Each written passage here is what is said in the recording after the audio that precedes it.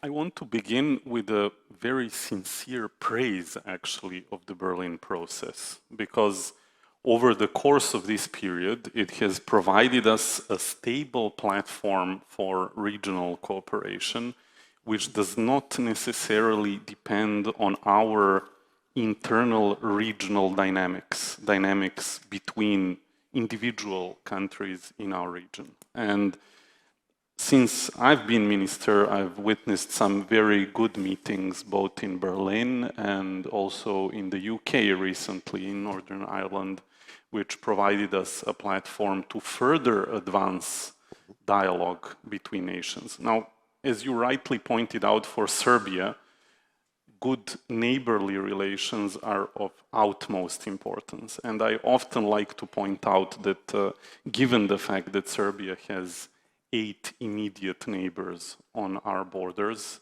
which makes us, after Germany, together with Austria, the country with the biggest number of immediate neighbors, which I often also like to repeat because I like to emphasize how important we are actually for regional stability.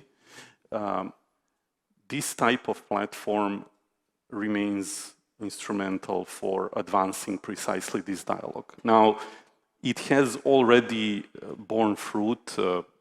We have already made advances on working on common regional economic market. But I also want to emphasize that for us, all this work on regional cooperation is our national interest, but it is also at the same time an important step towards EU accession process. One cannot go together without the other. Of course, I'm now going to say that catchy phrase that Berlin process is not an alternative to the EU accession process, but I also want to couple it with saying that actually the regional cooperation in this format and in other formats is somewhat affected by looming Euro pessimism. And this is something that I'm concerned about. As we all know, in opinion polls, if you analyze the Eurobarometer and other opinion polls, you can see that both in some of our countries, but also in some of the key EU member states, there is a bit of, let's say, a pushback on EU enlargement, and then together with other global events which are affecting the position of the European Union, I think we need to use 2026 for an additional push towards Europe for not just Serbia, but the entire region equally. And I do believe that this needs to be a geopolitical decision in a similar way it was for some other countries who joined the EU slightly over a decade ago. And I don't believe that our economy or our institutions, with all their advantages and weaknesses, are really any worse than the institutions or economies of some of the EU member states who were admitted slightly over a decade ago are. In fact, I believe that Serbia can strongly contribute to a stronger Europe.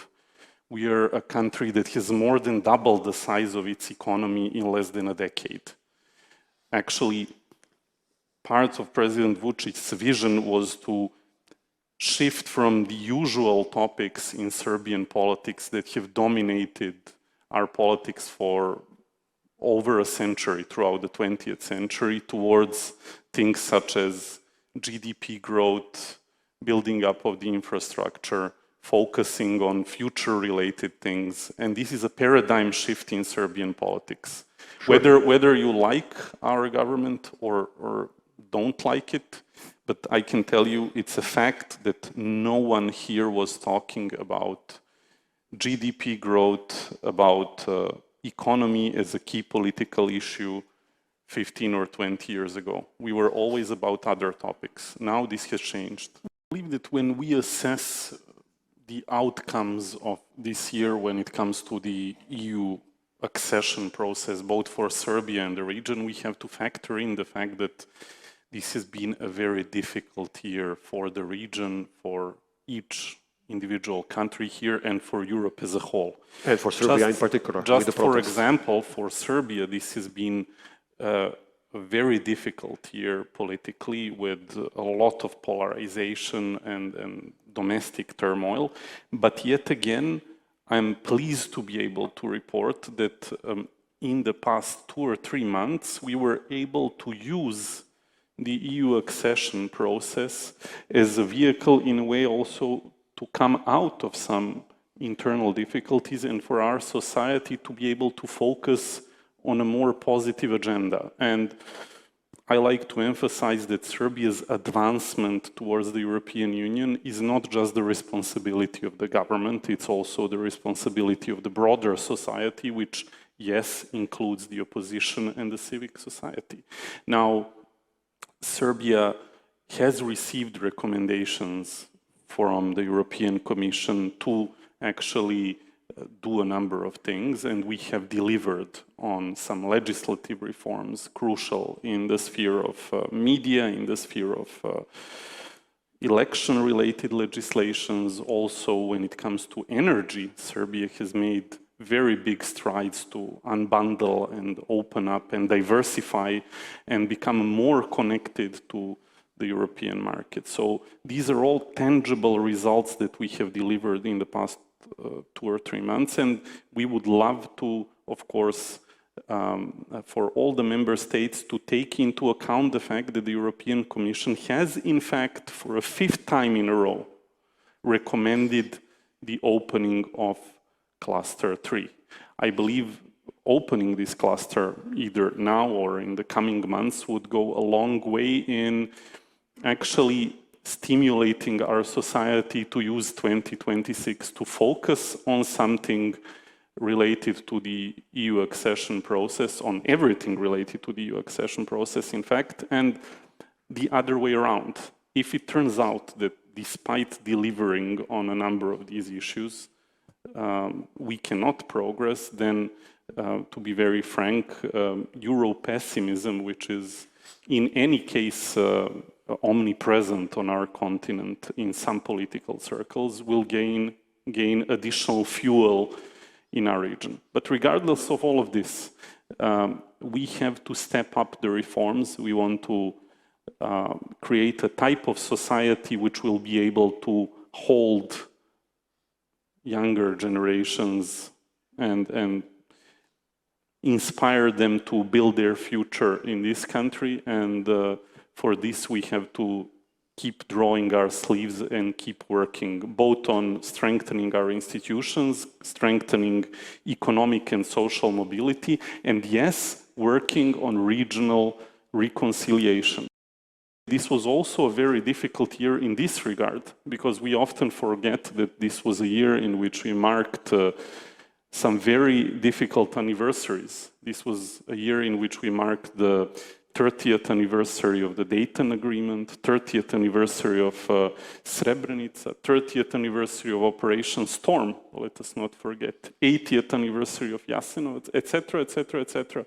These were all politically charged anniversaries, which were sometimes abused, and I heard from someone the term tribalization of pain. I think in the Balkans we need desperately to step out of this pattern. We need to embrace the fact, as it was mentioned here by Ambassador Edward, that we need to embrace the fact that, in fact, all of us suffered, maybe not to the same extent, maybe quantities cannot be you know how they say, the best is to lead by one's own example, and Serbia is the largest country, can and should do it. But we are really extending, I just want to finish by saying that we are really extending our hand with a genuine wish to cooperate more closely with all of our immediate neighbors. During our recent meetings here with the German foreign minister, Serbia has in fact offered to host some events for the Berlin process next year, or to co-host or to co-organize either here in Serbia or in Montenegro. And we are looking, I mean, mutually, I believe, at each other's success on the EU path in a very positive way. Having said this, we feel very strongly that Serbia deserves to be included in the next round of EU enlargement, and we will definitely try to use 2026 to make up for the lost time that we were not able to be as focused throughout this year.